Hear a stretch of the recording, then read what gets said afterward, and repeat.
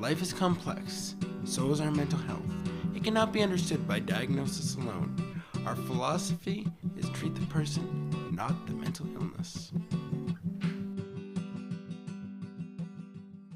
Hello everyone and welcome to another episode of Humanizing Mental Health. I'm Trent Akers. And I'm Jeremy Alcorn. And today I'm sitting down with two of my favorite people. Of course you know Jeremy, but we've also got one of my greatest friends and people that I work with every week pretty well, Corrina Bateson. Hello everyone. Yeah, welcome to the episode. Thank you. I'm excited to be here. Yeah. So, Trent, have you ever put together a puzzle?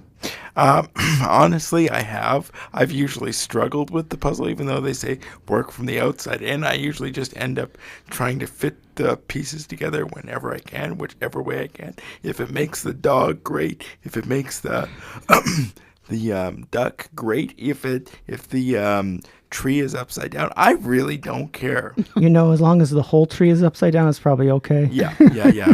But you know, we kind of have the puzzle master with us today, don't we? Yeah. Yeah, and to give a little bit of introduction for Corrina, I think you and I met about 2 years ago.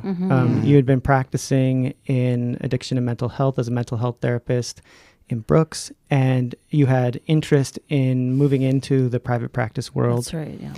My understanding is that your undergraduate education is in social work, which gives that systemic understanding, that person and environment approach. And then in graduate studies,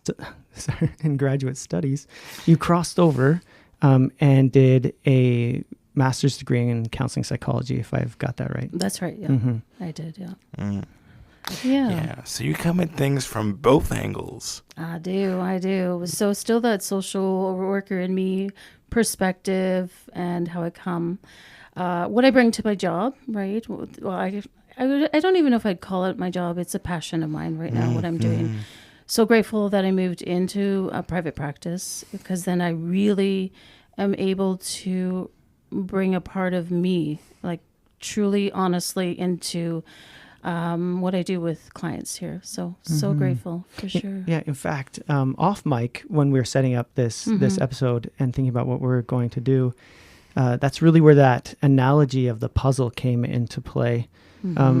And puzzling things out with Corrina. Like if you're going to go into therapy, there's this notion that the whole is already present. It's a matter of how the pieces are connecting with each other. And so tell us about your kind of framework and how you work with people. Yeah, for sure.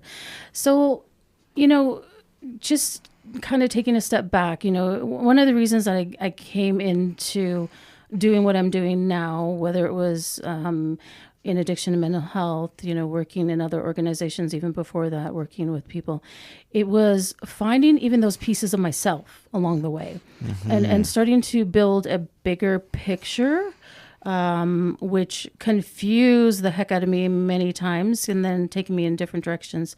But then also really as I progressed on, just the puzzle started to become clear. But what was really amazing is the puzzle grew.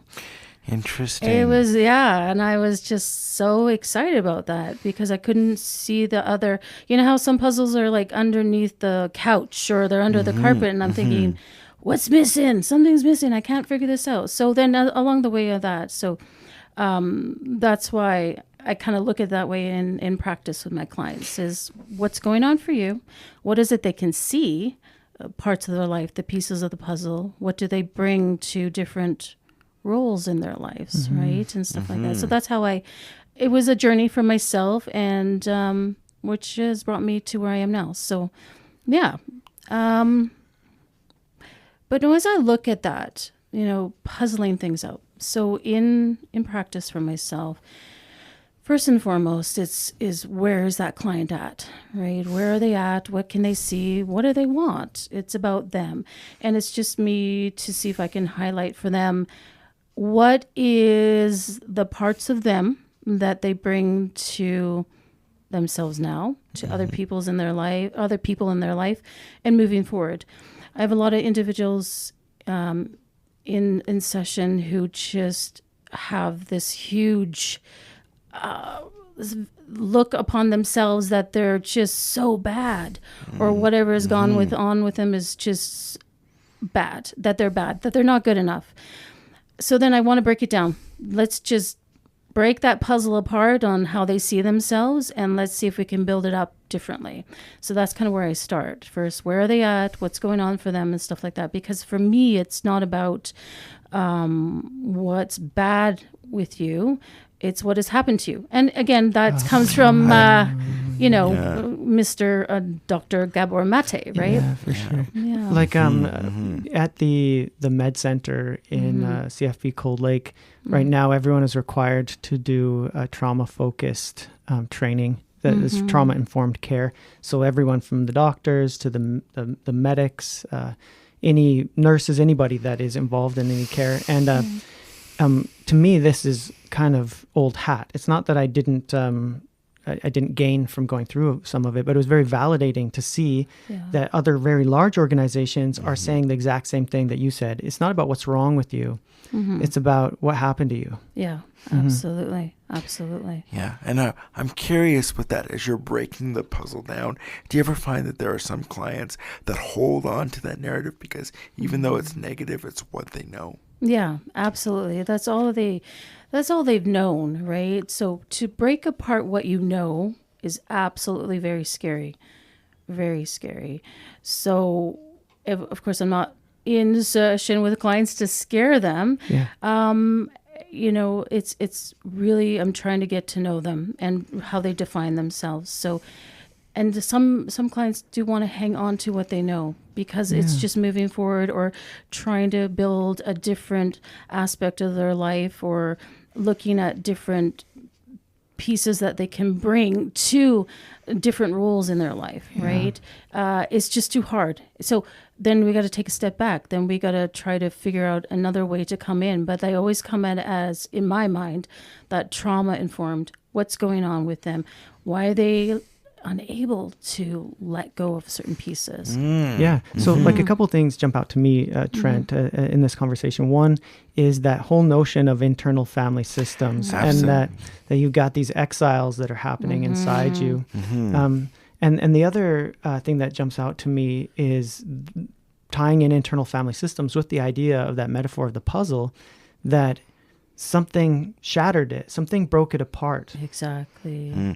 Like I like that metaphor, but I almost wonder, rather than something shattered it, it's that they didn't know how to correctly put the pieces together in the first place. So what it is that you have a young child that didn't have that attachment. So they were trying to figure this out. So it's whatever worked at the time, right, just to get that sense of self. In fact, you might even say that there's two possible streams. Right. It's not often that we get to see people that have had a healthy attached foundation, and in a lot of ways because our culture is sick. We're growing up in a toxic culture. Exactly.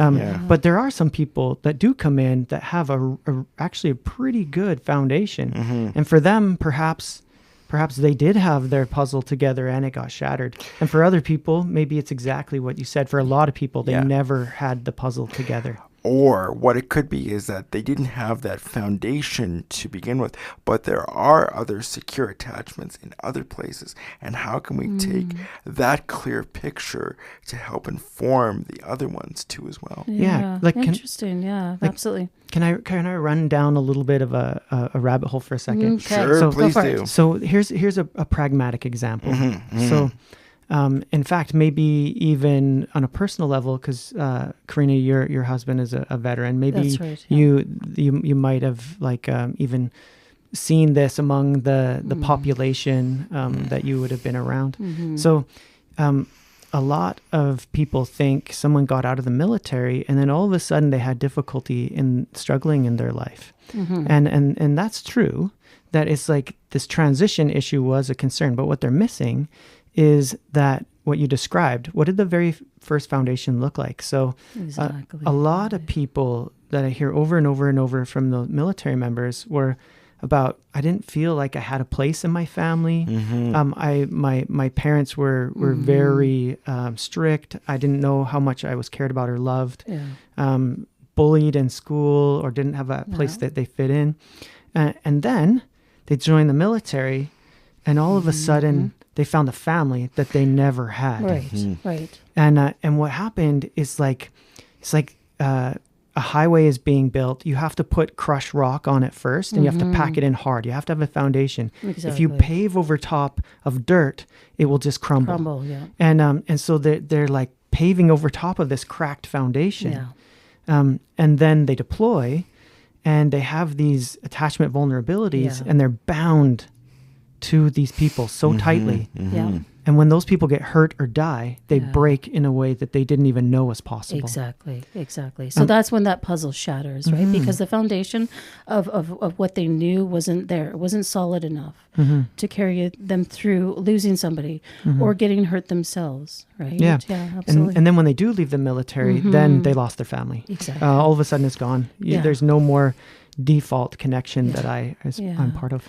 Well, and that comes down to that role that they had, right? Or how they saw themselves, that piece of the puzzle, that identity. So that is what they built that foundation on, right? So but not having the underlying attachments or the strong bonds moving forward, and then that puzzle piece just shatters, collapse. So now what do they have? Where do they move forward? How do they even start to build on a new identity?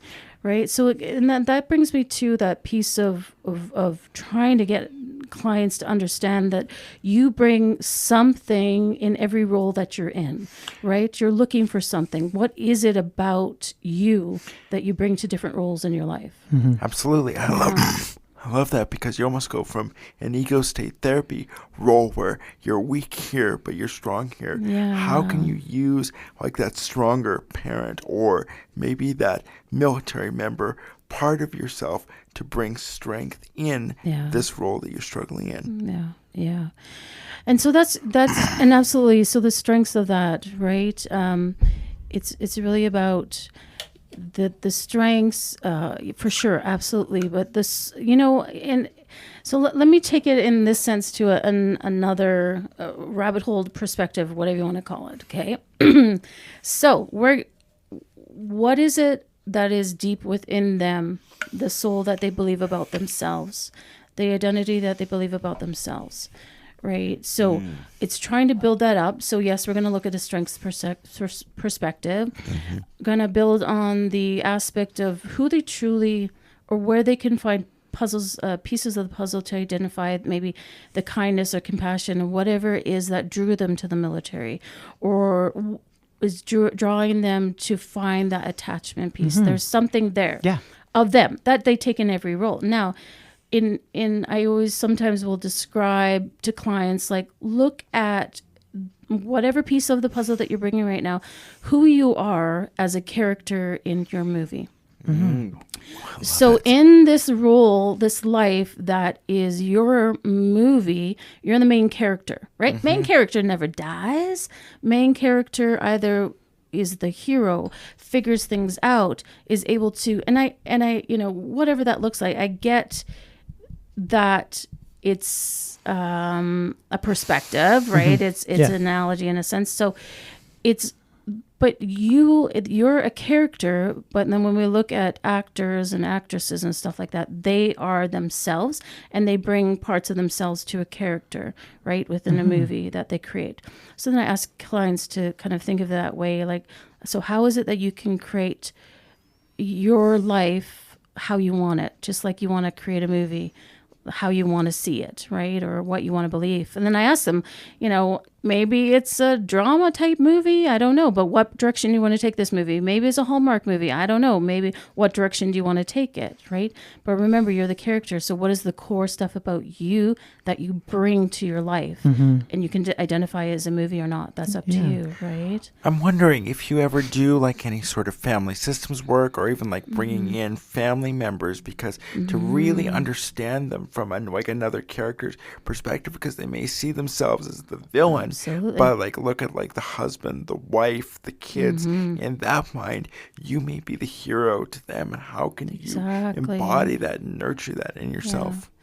Exactly. And yes, I do. I do bring in other family members for sure to work on that, whether it's with children or even like young adults and parents, right? To kind of build a relationship, a bridge in that. And, one sees one way, the other sees the other person another way. So it's really trying to put some puzzles of, the pieces of the puzzle together in a bigger sense, because one only has this reality and the other has this reality. They're only just seeing what they're seeing. So really trying to get them to see a bigger puzzle in a sense, right? There are more factors at play. There's more pieces of the puzzle that they just don't see right now, right? So as you talk about that, I feel like we're going from just a flat puzzle to really one of those 3D puzzles that they used to have back in the 90s. I like that. Yeah. One of the things that jumps out to me as I think about my progress over a 19-year career at this point is really started from a place of Rogerian. In other words, this person-centered position, lots of reflection, the answer's inside you. And I just kind of slipped towards cognitive behavioral therapy, and I went into that for a long time because it seemed to get really rapid results. And and then there was a point at which I realized or understood there's really deeper healing that can happen.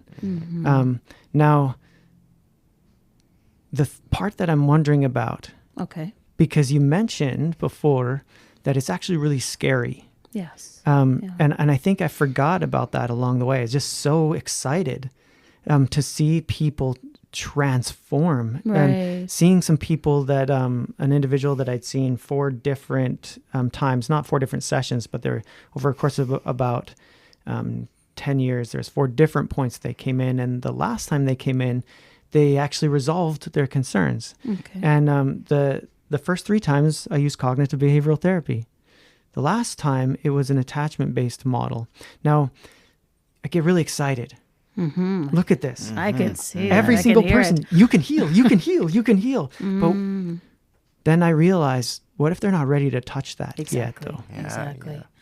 Exactly. So this is where, for sure. And so it's really trying to get an understanding of that individual, right? When I see them, is where they're at. Really, where are they at? And so, when first thing I always say to a person I see first time is, this is about you, and it's trying to get to know you and what's best for you, right? I have different approaches, and I do have more of a focus towards this area, as I let them know that. Again, I always let them know, please, like if we're having a conversation and something doesn't sound right, or you are not ready to do this, or just tell me. Like, the honesty is the best. What I have found, though, is when I'm working with individuals, especially now that I'm in private practice, it feels more like me. So as I'm in the sense of, I see them and I just can tell that they're not ready. And I identify that, and I let them know that is okay. It is okay. It's not about rushing you. It's not about poking and prodding to the point where you're traumatized again, re-traumatized again. That's not what it's about. That's not what I want to do, right? So it's about what they need in the sense of what they want or what they can identify. And my goal is just to see if I can get them to reflect in a different way, right? To see if I can get them to get thinking outside the box, to get them to see that they do have what it takes to heal themselves, right? But I'm going to be there supporting them, guiding them if they're willing. And again, whatever perspective. So I guess I hear that. The one thing that comes down to me is you're dumping out all of these puzzle pieces. What is the difference between dumping out the puzzle pieces versus trauma dumping for you with your clients? So here's the thing is, so I always, let them know it's not that you have to share everything, right? And be warned. This is a thing. Sometimes I do have individuals come in that just want to just let it all out. And I try not to get them to do that. Just, and give the sense of, when you do this, could leave feeling lower in mood and just more vulnerable, and that's not really where I want to put them at, right? They have to go at their own pace.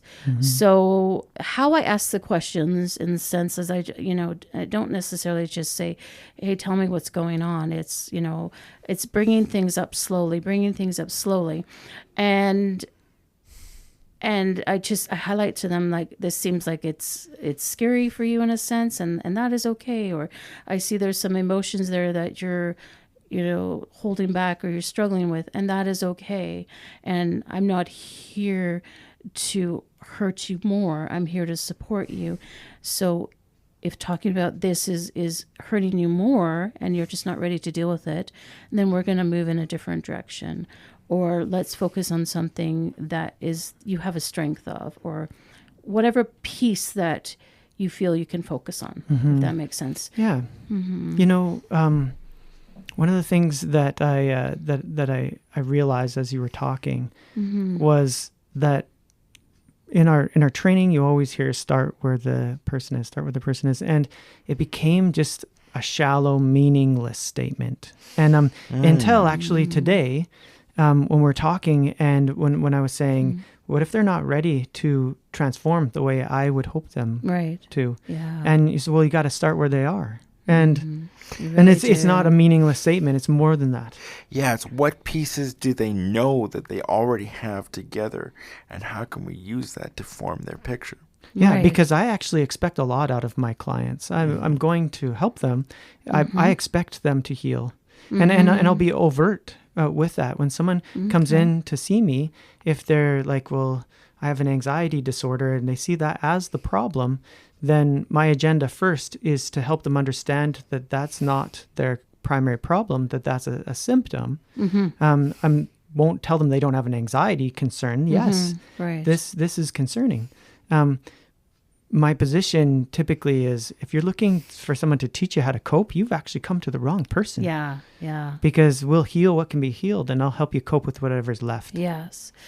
And that's the same for me. So that's more of, looking at the surface level, right? So the anxiety of that's a symptom of something else, of whatever that is, society, trauma, whatever that is, right? So, and that's my approach to it in many ways. Again, that trauma focus, I know it's not what is wrong with you, is what's happened to you or what's going on for you.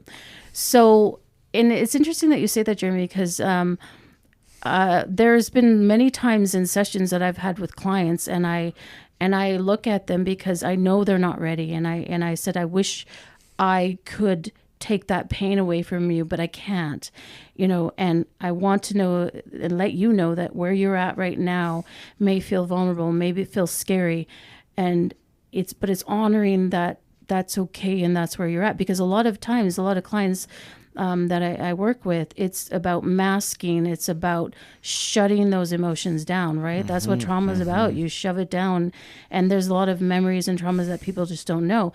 But whatever's going on with them in their body and what their thoughts are telling them, it's all kind of that trauma, right? So it's like, if I'm looking at a client, for example, and seeing whatever they're describing it or what's going on with them, and I'm seeing certain parts, with how they're holding themselves or what's happening in their body, then I kind of know where it's resonating in a sense. So then I ask that question, or, try to, in a kind of a roundabout way, but also, if I can't support them, I don't come at them and say, like, I want them to heal for sure.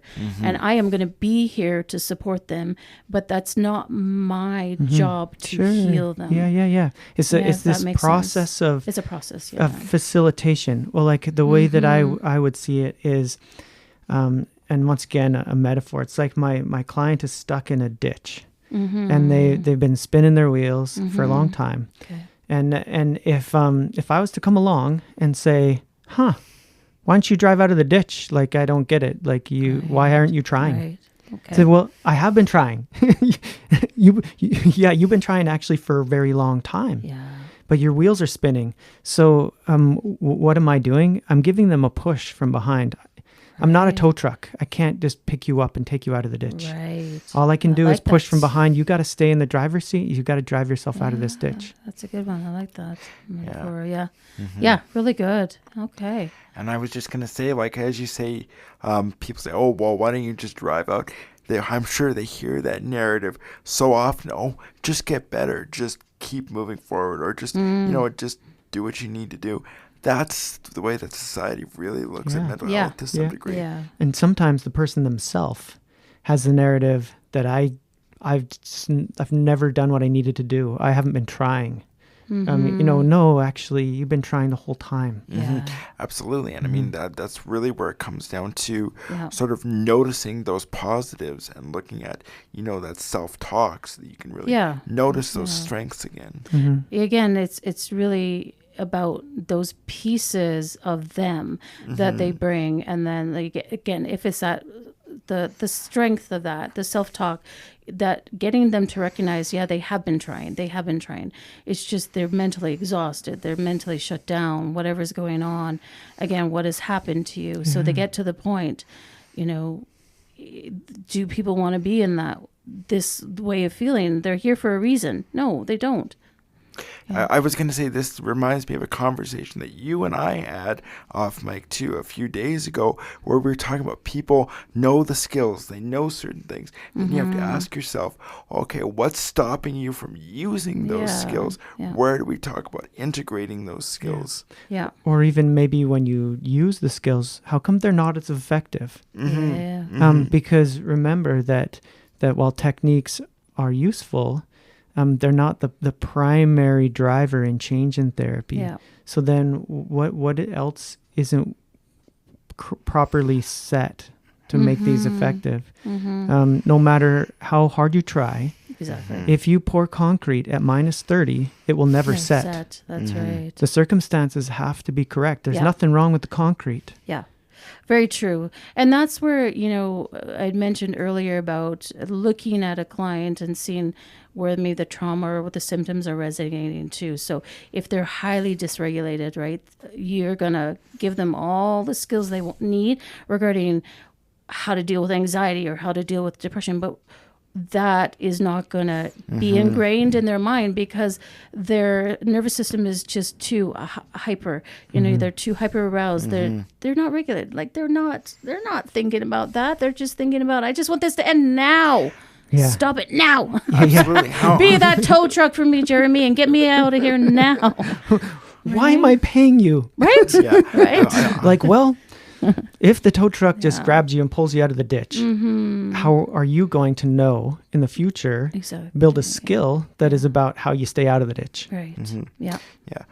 I don't know about you two, but how many times have people have been telling their story? They've been getting so hyper aroused. It's like, okay, wait, whoa, I need to stop you right now. What's going on in your body? This may be feeling good, but are you really doing the work that your body needs right now? Right. Sure. Yeah. Or is it a broken record? That just skips back and skips back and skips back for sure. And sometimes that redirection around not an invalidation to say stop speaking, but more I notice as you're saying this that like your jaw is clenching. And I'm wondering what is actually happening inside you as you say this. And all of a sudden you start to move into a deeper position about what is going on for this person. Yeah, exactly. Yeah, and that there too can even tell you, are they even ready to have that insight? Because if they're not even ready to go there, or they go there for 5 seconds and then just keep going back, okay, you can redirect them, but if they're really not willing to sit in that. Sure. Yeah. Now notice that start where they're at, but it's not necessarily stay where they're at. Yeah, see, that's the thing is. Good point. That's right. And there is that contradiction in that sense. It doesn't mean you have to stay there, right? For sure. But you got to start where they're at. So if they're dysregulated, how do we get their mind and their body to reconnect and bring their nervous system down in that moment? So then you could possibly move forward, or you can start to see a puzzle more clearly or see their life path a little differently once they're regulated, right? Once they're able to even have that insight, for sure. Yeah. Do you mind, Trent, if we share some commonality in terms of stories? Sure. Well, I'm going to put in a shameless plug. Okay. Please Go for do. it. Please do. So, Go so for it. for some other episodes that we have out there, we have some trauma-focused hypnosis scripts that are on the podcast in previous episodes if you want to take a look. And a quick story on my end.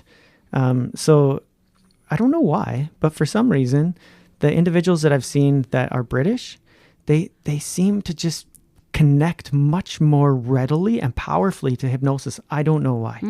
There's less of a suspicion. But there was individuals that clearly had a significant trauma that we would start with hypnosis for a few appointments, and then they come in and they just say, Jeremy, I need to talk. And they just be like, I'm ready. I need to figure this out. And there were no longer so activated by the events. Okay. And we could sit in a position as like a detective, that we're not judging what happened. We're just looking at how did this affect you now? Because the past is actually over. We can't do anything about that. Yeah. But how is this currently your way of relating? Because you can shift from that, and you can differentiate from it, relate in a new way. And I'm just curious, because I know you said that you have had some people use the scripts as well, just in general terms, obviously. What have you seen? Well, I've seen a lot of people that have really been struggling, that, they'll listen to it once or twice, and there'll just be like little moments of calm, or there's literally a shift in their body, or in how they view things, like even their sense of self. I work with a lot of people online, so it almost would be, I'm distancing myself from these problems, or I'm able to view it a little bit more objectively. Or if I'm having problems with people in my life from the perspective of the client, that still bothers me, but it's not an 11 or a 10, but it's a 7 or a 6. And I'm able to have that distance to pull back. And then as they go back in further, that narrative or that perspective kind of gets a little bit more comfortable. I've had clients mention that it's like clothing. So they first put on the shirt or whatever it is, and it's kind of scratchy.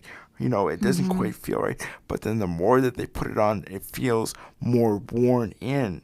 And then they're able to take those perspectives and apply it even further. Does that make sense? Yeah, that's very interesting. And in fact, something jumped out at me. So What? sometimes when you say, on a scale of 1 to 10, how distressed are you? And they say 11. Yeah. Right. No. I've honestly had, and then it's like, welcome to Spinal Tap, or then. Jeez. Well, You guys Yeah. are funny. Yeah. And so I'm wondering, Corrina, as you talk about this and you talk about, okay, so someone isn't necessarily ready to fully explore that position of trauma, and you're doing that first process, which is about creating some stability. What are some of the strategies and things you do to help them create stability? Yeah, so it can, again, it depends on every individual, right? But there's breathing techniques. We do meditations in session. From sometimes, there's the somatic work too, right? I don't necessarily put hands on them, but I get them to do certain techniques, right? Of putting hands on certain parts of their body, wherever that is, moving their heads and stuff in certain directions, just to kind of get them to regulate. I mean, part of it is the really about the vagus nerve and trying to the vagal toning, but more of them doing it, right? Sure. So little things like that. Yeah. Can you explain the vagus nerve a little bit for our listeners? So, me and Trent were having this conversation. So, the vagus nerve is that the nerve that, connecting the brain into the body and stuff, the parasympathetic, the sympathetic nervous system, right? It just regulates everything within our body, as our mind is experiencing something, but the body reacts as well. Is it really anxiety, or are we in a fight situation in the sense of, or you got to run away, a car's coming after us, right? So the body will get to a state of I need to get the bleep out of here, right? There's that natural response, but then as our brain takes over and the thoughts come in that something is like anxiety or depression, whatever that is, trauma, whatever that might be, coming to say that this is always a fearful state, and then it's always dysregulated. They're not connected to the body, in a sense, is how I describe it to clients, is where I go with that. So me and Trent, we do a group as well, and we were talking about this the other day. Shoot. Yeah. Like throw in a plug for the group. Yeah, for sure. Okay, Go for it, lady. Okay, so me and Trent, we hold a anxiety and depression group. The group is called Going with the Flow. Plug in. We'll be doing it in the new year in January, just to let you know, January 2024. So we hold a group for 8 weeks, and the last session that we had was the fight and flight response, how that impacts the body, the nervous system, and the vagus nerve and stuff like that. So it's great. I love working with Trent. We have this banter off and on about, anyways. Actually, you know what? As we're talking about the vagus nerve and downregulation, you did a really unique technique the other day when I was in your office and we were just talking, because you were downregulating yourself. Oh, myself, yeah. So, because for those of you that are maybe Star Trek fans, you probably know the one technique that Counselor Troy teaches Reginald Bartley, where it's the ear technique for downregulating himself. But you actually know how to do that for real. So can you explain that to our listeners? Yes, for sure. That was a Tuesday when I came in. Just very overwhelmed myself. I was feeling very overwhelmed that day. And I think it was... let's put it this way, Trent. I needed to downregulate. I got into work. We were gonna have the group. I had an appointment that morning, and I hear Mr. Trent coming into my room, right? But I'm already like, I'm just, my body is dysregulated, and I feel like I'm either gonna explode or something. Like I'm like, what the heck is going on? So he comes in. My first response is to say to him, like, please just get the bleep out of my office. I need to set up and just give me some space. But no, I mean, and of course that would have been projecting what's going on in my head and how my body's feeling outwards, right? It wasn't about him. It was about me. Anyways, so sitting there, and I said to him, just give me a moment. I need to regulate myself. So then I started just to feel my ears and pinch on my ears, right? And then behind as well, and then a little bit down the neck, where the... So like through the TMJ area? Yeah, exactly. So just really some pressure, squishing the ears again, and again down the jaw, and then down the neck, right? Just to... but it was really about the ears helped. It brought me down quickly because I knew I was there, so I was aware. I was reflective. I didn't want to stay there very long. It didn't feel really good. So is that what you're talking about, Trent? Because that's what I remember. When you're dysregulated like that, sometimes the brain and the body's not connecting, so you don't remember very often. No. That's exactly what I was talking about. Okay. So, for some people that I think this might be useful as an example, imagine inside your home, of course, you have a thermostat. And the thermostat is intended to keep that temperature regulated properly within a zone in your house.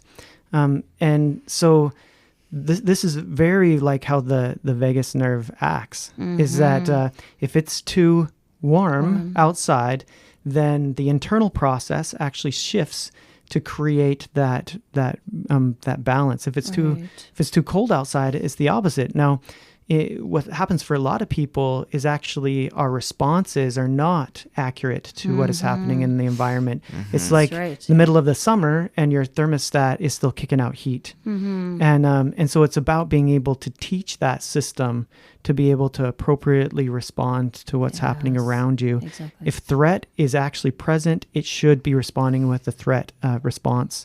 In situations where there's no threat present, and we're still responding with a threat response, then it's about being able to teach that system that actually you're safe. Yeah, exactly.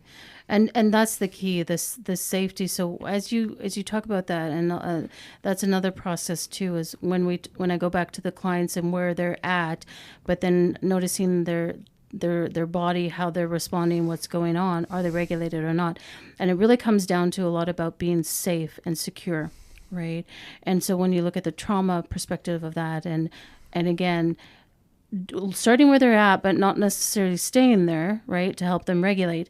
I gotta bring them to a space of safety and security, because if they come to me that way and they're not feeling safe and secure because they're dysregulated, that's just where I gotta be at in that moment to support them that way, right? Yeah, I know. Like, as you mentioned that, I can't help but think of what we were talking about in the group the other day when we brought out the old circle of security. Yeah. Because that's really what you're creating when you're creating that, is Absolutely. that ability for them to feel safe and secure with you, but then go inside themselves and explore, even go out into their world and explore, come back to you, and then help put those pieces back together.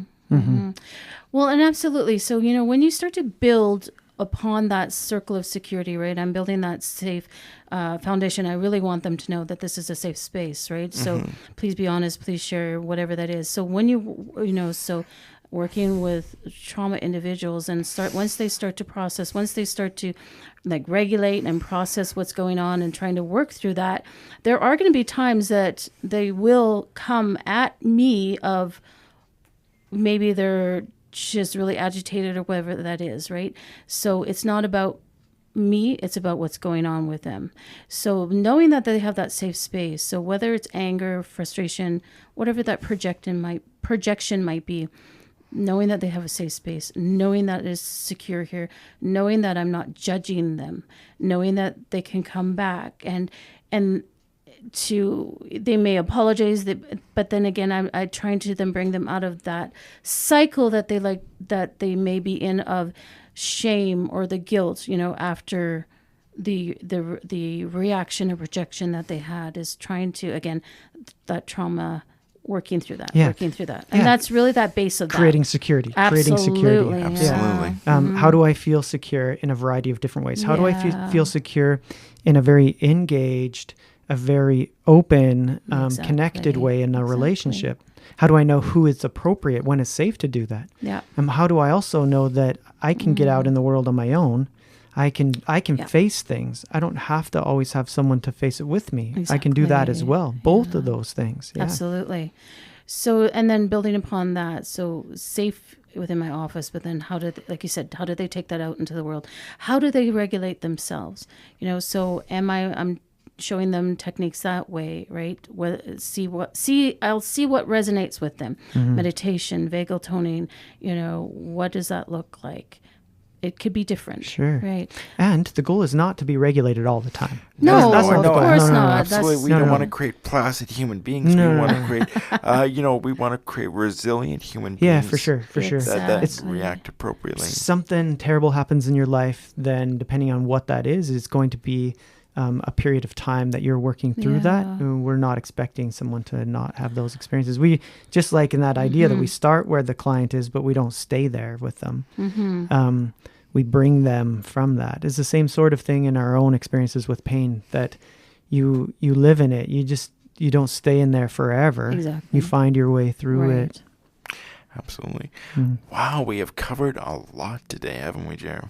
Yeah, and I think it's been a wonderful conversation. It seems like things are kind of binding together. I do have to mention that usually at this point, we would talk about upcoming events. And there actually isn't anything new at this spot. We're moving into the end of the year. So what we'll do is in our January episodes, we'll start bringing out that, or as soon as actually we have a new statement about upcoming events that are happening. Absolutely, yeah. Yeah, this has been really interesting and fun. Thanks for having me. I really appreciate it. Absolutely, it's. I mean, I could have kept going. Really, just to let you know. 3-hour podcast. We'll miss our appointments. I know. It's the Lord of the Rings. We've got the trio here. It's mine. It's my precious. Okay, Smeagol. It's been fun. Yeah, cool. But on that note, Jared, what have you taken away from today's conversation? Yeah, so the thing that leaped out at me the most was that position around, okay, we'll start where a person is. We're not going to stay there. We're going to adapt. We're going to move. It's the picture that you have, Trent. Everybody check out his website or check out the Synergy website has your logo on it, doesn't it? Yeah, it does. Yeah. So it's Trent this person that's reaching over to grab onto someone's hand to help them pull them up. And that really resonated with me, that we start where they're at, but we don't stay there. Exactly. Yeah, absolutely. What resonated with me, there's, I'm just going to say it, there's a lot. It's just, my brain is spiraling right now. But that was definitely one of that aspect for sure. I got to say, I really liked your description of, I'm going to give you a push, but I'm not going to be that tow truck, right? That resonated with me for sure. It's kind of, so I just might steal that, just to say, Jeremy. Trademark. Yeah. JC Oh my just goodness. kidding. Cool. No, that'd be wonderful. I'd be flattered. It just gives me another tool in my toolbox, right? Maybe to support or get somebody else to see it that way. But I just, having this conversation with you felt so comfortable.